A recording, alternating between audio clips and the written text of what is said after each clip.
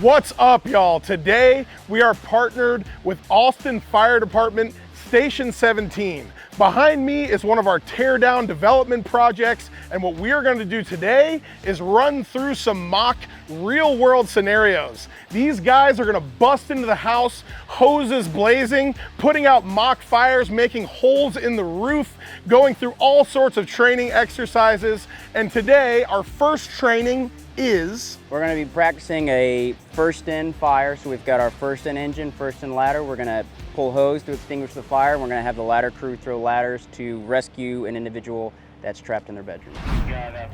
So what are you hearing on the radio right now? So I dispatched a box alarm, which is a fire. And what I told them over the radio is the caller stated that he thought he had a fire on the back side of the house and that he believed one of his kids was still in the bedroom. And so the first in engine is here. The driver that's not in bunker gear, he's flaking out the hose. That firefighter is the nozzle firefighter, so he's going to be in charge of actually extinguishing the fire. So he's masking up, getting ready to go in. That's the officer. He's doing a 360 around the building, so he's just confirming what he saw on size up with also what the caller stated, and conditions may have gotten better or worse, so he's just going to update everybody that's en route what's going on. The second firefighter is responsible for forcible entry, so he's going to force that front door to give the first in engine access to get inside the structure.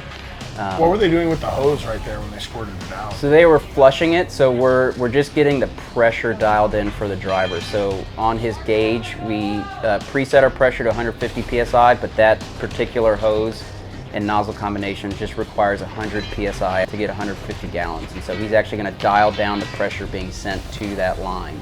And the only way to do that is to flush it to see how much pressure is coming out. When you're masked up, how are you communicating with firefighters inside the house? So you're just yelling. Oh my God. Loud words, loud volume.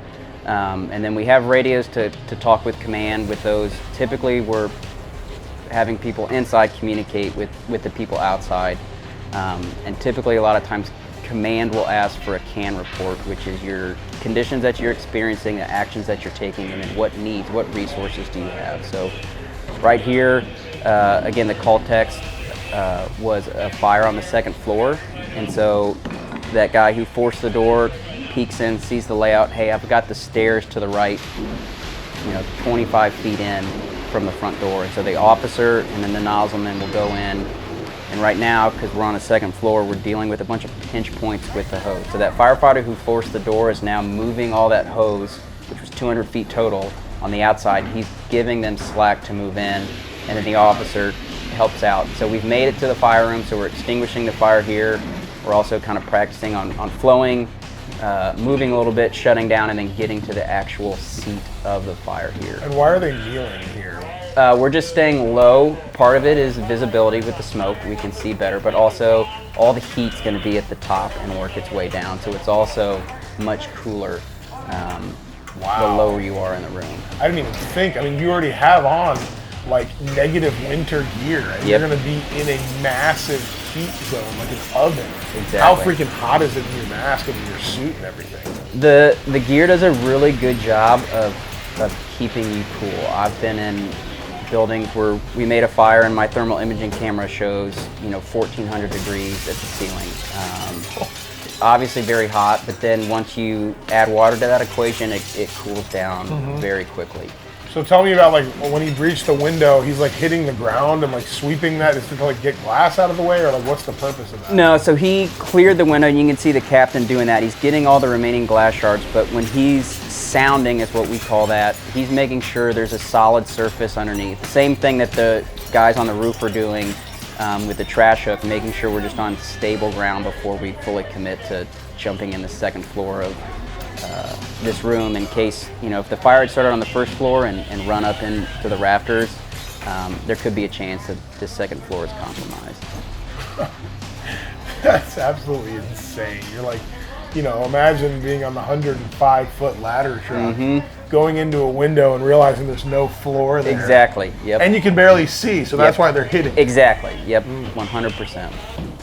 So is this part of vertical ventilation, or? Not really. So what I'm doing is anytime we kind of go into a new room, we want to punch a hole in the sheetrock just to make sure there's not fire above us. And so these guys here, we're working on an emergency evacuation. So something's happened, whether it's a backdraft or a collapse, we've got to exit the structure. And so they're just working on exiting through the same way that they entered, through a ladder, and they're just going to, as fast as possible, get out.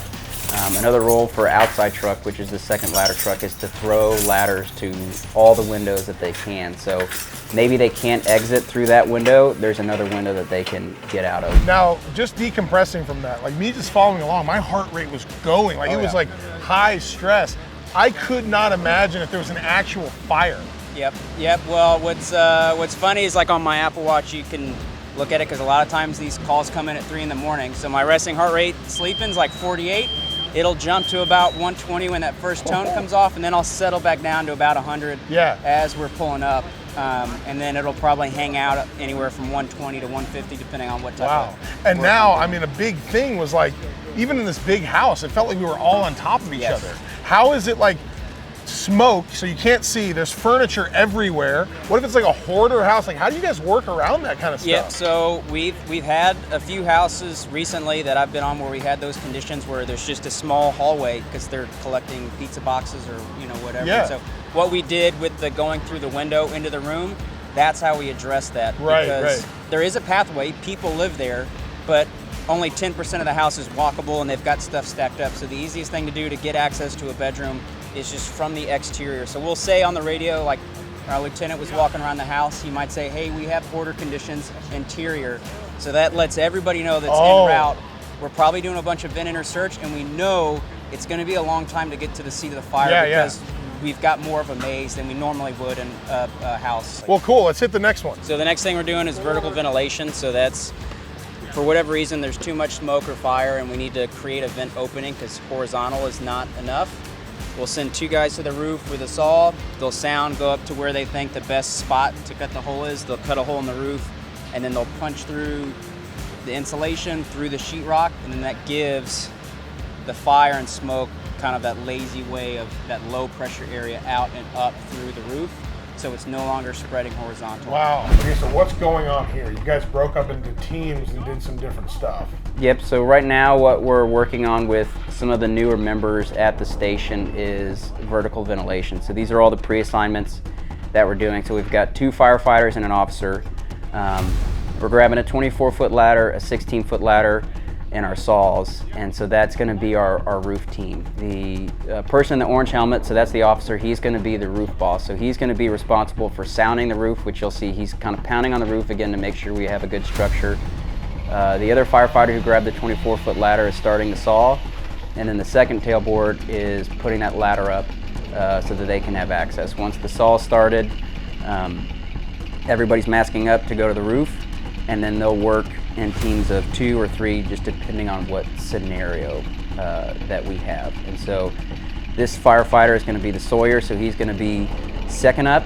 He might be first up if our driver is delayed at all, and so we do have different kind of options, but he's going to go up, we're going to sound the roof and get kind of our path that we're going to walk, and then the roof boss, which is the officer, is going to determine where we're making the cut on the roof to basically create a chimney within the structure so that fire, heat, and smoke can all escape vertically to kind of encompass the greatest area to create that lift. And so he's going to roll 2 rafters and then cut down vertically, and then he's going to make his second and then third vertical cuts that'll create 2 boxes, and then he'll finish off with rolling those rafters again. Wow, so he can feel them. Correct, yep, there's a little bit of a pull when you hit that rafter. And so what we're doing here now is we're cutting a garage, so if there was a garage fire and fire's coming out of that window and that's where we need to get, he's working on what's called an inverted L cut. And so here we've made the hole, and now we're communicating with the inside, hey, we're ready to vent, and so we're pulling sheetrock inside and punching it down from the top. Man, that looks fun as hell. I wanted to do that so bad. The other crazy thing is what happens on a really high slope roof? So or a metal roof. Yeah, so metal roofs are a little tougher. One of the things we can do is we can actually, that 16-foot roof ladder has hooks. And so we can actually bring that ladder up, hook it on the ridge beam, and then we're actually standing on that ladder. The other option is that ladder truck. We can actually extend that 105-foot ladder and make the cut from the ladder. So we're actually not on the roof structure at all. One thing that makes a house like this that had skylights a little bit easier is you can just break that skylight glass and that creates that same vertical ventilation solution. Man, now I saw him, he cut into the attic, but then there's plywood decking for storage in there. What do you do when that happens? So that typically, again, this is where knowing construction is helpful. Because we're over the garage making this cut, that's probably where you're gonna find plywood. Great work. Yeah. Thing is, I'm super short, so yeah, the door's gonna be short, but taller guys usually get it like around here. Yeah. But man, when the pressure's on, must be stressful. When you're videotaping? Well, I mean, what is your #1 tip that everyone can do to like just better prepare themselves for a fire in their own home? Number one, and they can look this up on the internet, is when you go to sleep, close your door. There's been fires that I've been to, but again, it's on Google. If you just search house fire with bedroom door closed, you'll see the hallways are from floor to ceiling, pitch black from smoke damage, and then they open that door and it's white walls. Ironically enough, my sister lives in Malibu. Her deck caught on fire. She had her door closed, and so her living room had smoke damage, her bedroom, and all the kind of antique, cute things that she owns that she really values were all. And why is that? So smoke, like water, will try and find the lazy way out, the path of least resistance. And so as smoke spreads vertically and horizontally, it's gonna fill up whatever room it can. By simply closing your door, you're denying access for smoke to get in there. Compared to old building codes, we have new egress requirements, which is like sizes of windows, as you know, to get out of rooms and things like that. Like, how much does that help you, like dealing with a new home versus an old home, or like, how do you look at that stuff? So for me, because I was in custom home building before, I have a different appreciation. I would say the biggest thing with new construction is with all the energy efficiency. You're seeing the monopoly frame where the soffits are completely closed off, and you have these energy efficient homes.